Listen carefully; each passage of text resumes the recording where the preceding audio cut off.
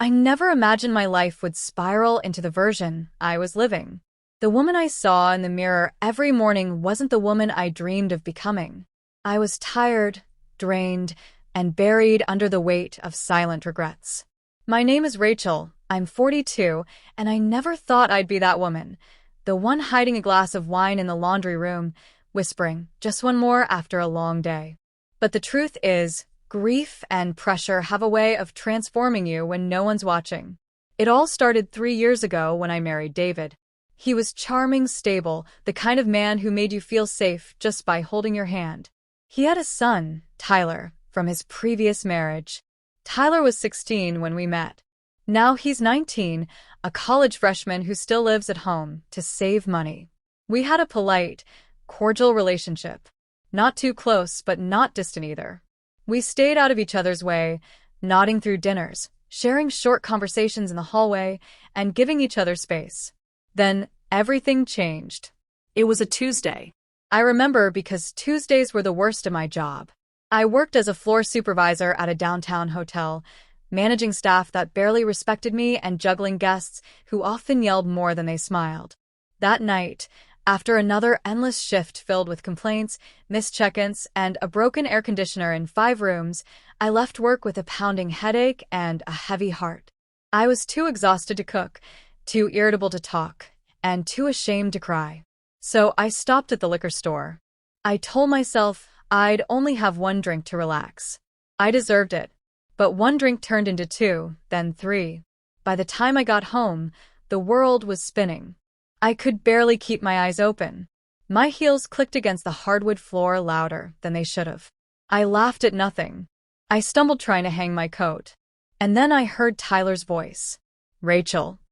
I turned too fast, lost my balance, and grabbed the wall for support. There he was, standing at the bottom of the stairs, wearing sweatpants and a college hoodie. He looked confused, concerned even. Oh, hey, sweetheart, I slurred, attempting a smile. I'm just relaxing a little. He stepped closer. Are you okay? I'm great, I said too quickly. Just tired. Work was a mess. You know how it is. He didn't answer right away. He walked over, gently took the car keys from my hand, and guided me to the couch. You're not okay, he said softly. His voice wasn't angry or judgmental. It was calm, steady, like he'd seen this before. Maybe he had, with his real mom, or in movies, or in someone else's life. But something in the way he looked at me made me want to explain myself, to let the walls down just a little. I rested my head on the arm of the couch and closed my eyes. The room spun. My heart thudded against my ribs. I'm just tired, I whispered. Tired of trying so hard and still failing. At work, at home, at being someone worth anything. He sat down beside me and stayed quiet for a long moment. You're not a failure, he said eventually. I laughed, but it was hollow.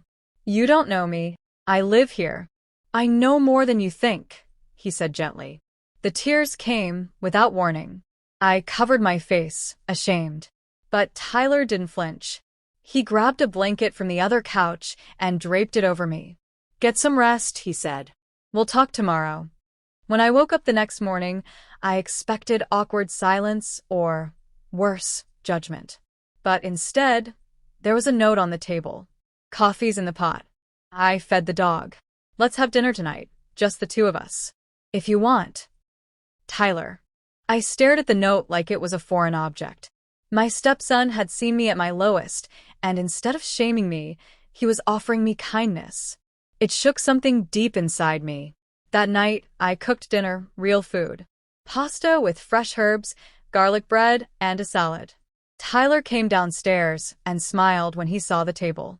Smells good, he said. I wanted to say thank you, I told him, setting down 2 glasses of lemonade. He sat and nodded. You don't have to thank me. Everyone has bad days. I looked at him. He was young, but there was a quiet maturity in him. Maybe from being the child of divorced parents. Maybe just part of who he was. I've had more bad days than good lately, I admitted. He twirled his fork. Do you want to talk about it? No one had asked me that in months. Maybe years. I told him everything. About how overwhelmed I felt at work, how I hated the way I'd started depending on alcohol to cope, how I felt isolated even in a full house.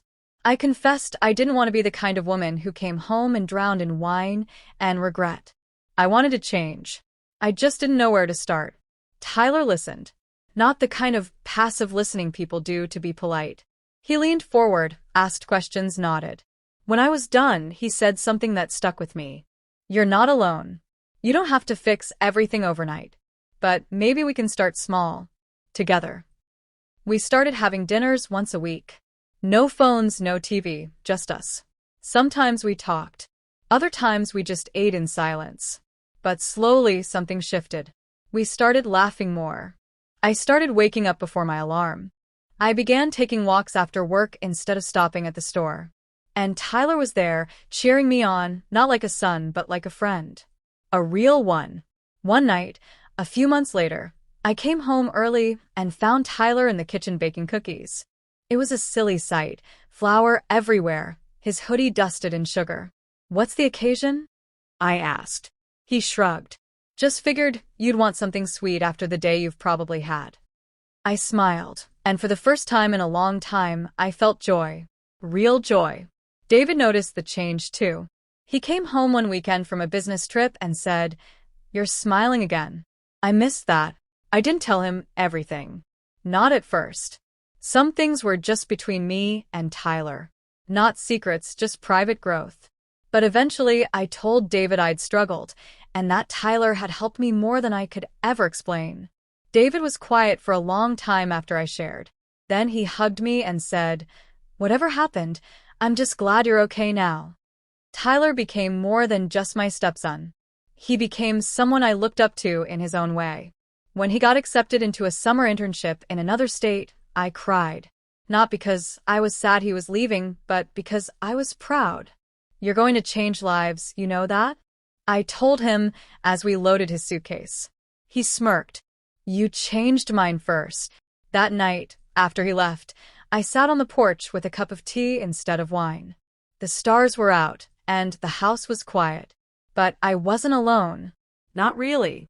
Sometimes, change comes slowly. Sometimes it takes hitting rock bottom, being seen at your worst, to find the courage to be better. And sometimes, the person who helps you stand again isn't your spouse, your parent, or a friend. It's the quiet boy who lived down the hall. The one who chose to see you, even when you couldn't see yourself. My name is Rachel. I used to be that woman who came home drunk after work. But now I'm someone new. And I have my stepson to thank for that. Everything changed because he didn't walk away.